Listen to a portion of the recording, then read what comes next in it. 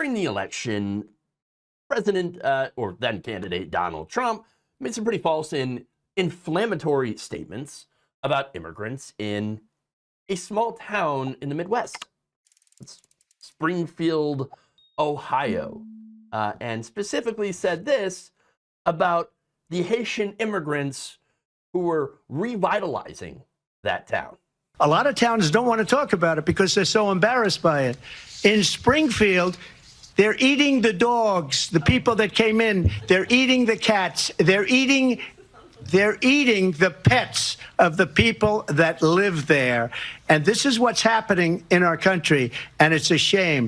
That's not what happened. That's not what was going on here. No, nobody's eating the cats or the dogs. Nobody's eating the pets, okay?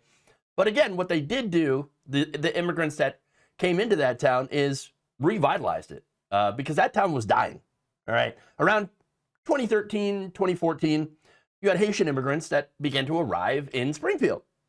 And they were there to fill the open job postings that Americans were not doing. So they started coming in and they were doing the work and they were making money. And then they decided, hey, I'm going to tell some of the people back in Haiti that, hey, there's a great place called Springfield, okay? And there are jobs and there's places to live and there's opportunity here. So let's go.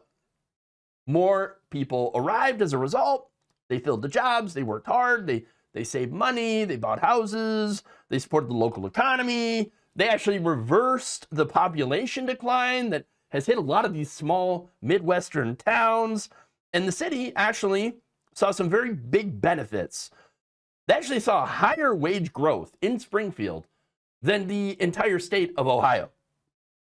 That's insane, but awesome. Now, of course, there's some negative things that go along with that. Home prices that went up because of supply issues, not so good. There are certain government costs that did increase, because of translators that were needed for schools and things like that. But overall, the Haitian immigrants, the Haitian community was a boon to this small town. It took them back from the brink, okay? Because again, they were a dying town, a dying city. And it got brought back by the hard work and gumption of these Haitian immigrants, okay? In fact, according to a report from the Federal Reserve Bank of Cleveland, Springfield ranked second among all Ohio cities for job growth since the pandemic. But now, well, things are a little different. Thanks to Donald Trump and his racist immigration, that's all gone. It's going away, okay? And of course, it's having some very big negative impacts on those who are living there, okay? For example, people like Alicia Mercado, who runs the Adasa Latin Market store. She had opened the business next to a Haitian restaurant back in 2023. Now, over the past year, she says that her business has taken a major hit because, well, Haitians are leaving. She said about 80 to 90% of our customers were Haitian. Now that's down to about 60% over the past 6 months. No more people are even moving to Springfield.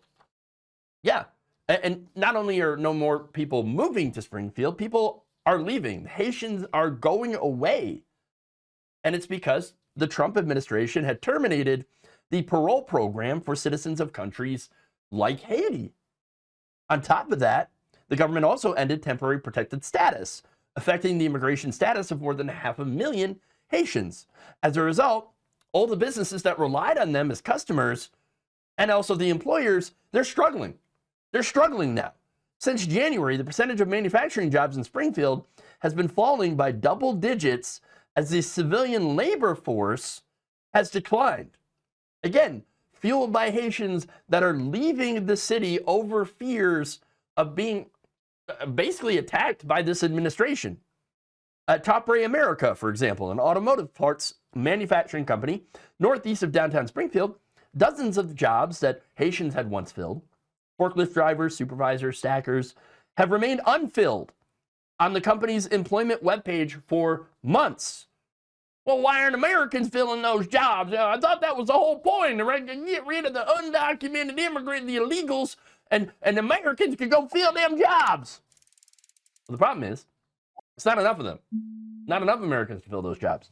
Younger Americans have largely left those small towns in the Midwest.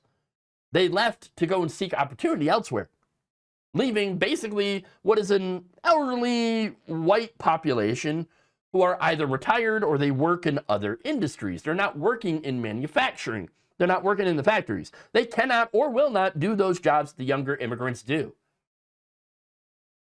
Now, with the less people working in that town, unemployment's going up, obviously, and with less people working and paying taxes, tax revenue took a crap.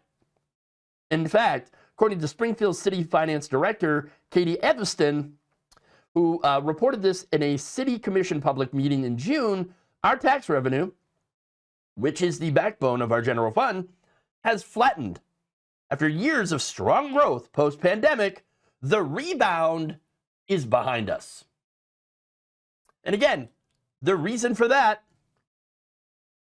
Trump's immigration. Previous estimates had tracked that 2025 would have actually seen a 3.5% increase in income tax funds for the city. But by June, that anticipated growth had been wiped out in what Evanston said was a level of decline that hasn't occurred since the early days of the COVID shutdown.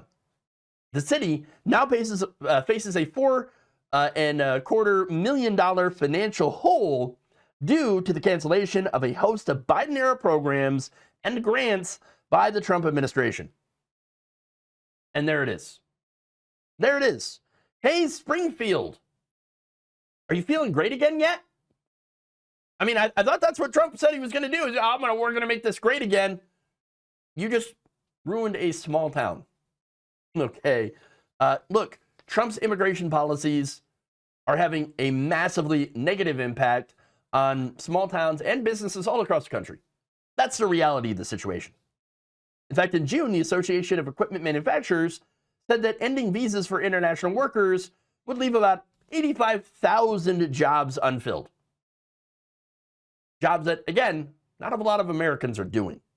In June, Stripping Immigrants' Ability, said AEM executive writing in the Washington Examiner, which is a right-wing outlet, said this: stripping immigrants' ability to work and threatening them with removal is not just a human cost, it's an economic one. Mark Murrow, a senior fellow at the Brookings Metro think tank, said Trump's immigration policy slowed inflows. Suddenly, more firms have seen their immigrant worker supplies decline, forcing them to pay more to attract native workers, which you think is a good thing, right? But then again, they don't want to pay those native workers. And they can't really pay people who are not showing up. So there's the other thing. There's just not enough of those workers in those areas, in those small towns, to be able to fill those jobs. So they're still going to have a crisis, a labor crisis. Not a good thing. Now, they also said that this would place upward pressure on inflation, which is already pretty bad.